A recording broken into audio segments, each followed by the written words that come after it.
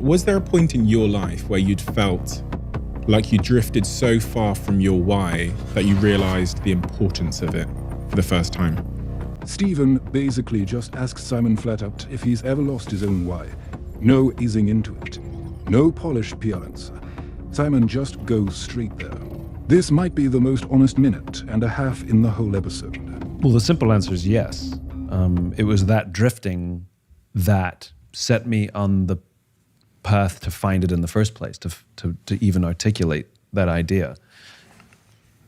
I had what a lot of people would be considered sort of a good life. I was living the proverbial American dream. You know, I quit my job to start my own business. The business was doing okay, made an okay living, had great clients, did good work. And yet I'd lost my passion for that and didn't want to wake up and go to work anymore, which was embarrassing because superficially everything was just fine. I was pretending that I was happier, more in control, and more successful than I was or felt, which is quite frankly pretty draining and pretty dark. And it wasn't until a very, very close friend of mine came to me and said, something's wrong. She was the first one to notice something. And I came clean and I sort of let it all out. And it was that catharsis that sort of lifted this heavy weight off my shoulders. I was no longer alone. It was no longer a secret. And all of the energy that was previously going into lying, hiding, and faking now went into finding a solution. So that whole breakdown you just watched, that's literally the origin story of the book that made this guy famous. Here's the exact moment the idea clicked for him. I made this discovery based on the biology of human decision-making, that every single one of us knows what we do. Some of us know how we do it, but very, very few of us can clearly articulate why we do what we do. And I realized that was what I was missing. So to answer your question, yes, 100%. The realization of the why was my loss of it. And I realized I knew what I did and I was good at it. I knew how I was different or special or stood out from the crowd. And that was my differentiating value proposition. And I was articulate about it. But I couldn't tell you why I was waking out of bed every day to do it, you know? And I would give some nonsense entrepreneur answer because I want to be my own boss. And we're like, yeah, sure. But that's not a reason to get out of bed every day. Now Stephen throws in a genuinely sharp follow-up, using UFC champion Israel Adesanya as the example, basically asking, hang on, isn't a lot of this why stuff just trauma wearing a nicer name? Simon doesn't dodge it. This got me thinking a lot about the guests that I have sit here and also my own story where sometimes I think people's why or the thing that's been driving them is in fact some kind of trauma or insecurity.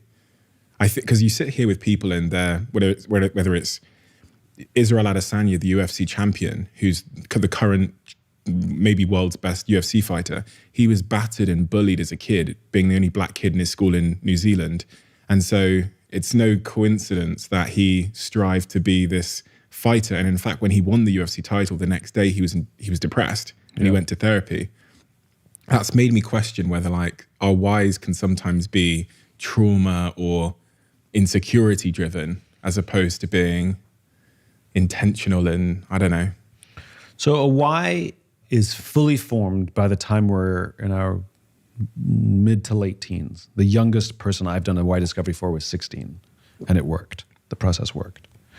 And what I've learned from just doing hundreds of these over the years is that a why is always positive. It's always striving for something. So like we're not inspired against something. We're not inspired to stop something. We're inspired to build something or create something or advance something. Though it may have been born out of trauma, there's usually a silver lining that gives us that cause. Especially trauma that happens in the middle of our lives. You know, September 11th is often looked to as, you know, people found purpose. You know, we are who we are. Like I said, we're fully formed by the experiences we have when we're young, you know, at a pretty young age.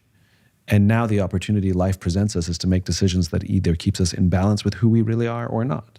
And I think one of the reasons most of us feel discomfort or don't feel ourselves or don't know who we are is because we're making decisions that are inconsistent with that true cause, with that why. Full circle moment here. After spending the whole episode explaining what a why even is, right near the end, Stephen just asks him for his, and Simon doesn't need to think about it for a second. Well, my why is to inspire people to do the things that inspire them, so that each of us can change our world for the better. That is the foundation of everything that I do. And And that's the test through which I run everything that I will do. Like, does this inspire people to affect some sort of change or perspective? And why does that matter to you? It's not that it matters to me, it's who I am. It's like, that's core to my being. It's like your why is core to your being, my why is core to my being. That's my personality. It's what wakes me up every day. It's what fulfills me. It's what fills me as well.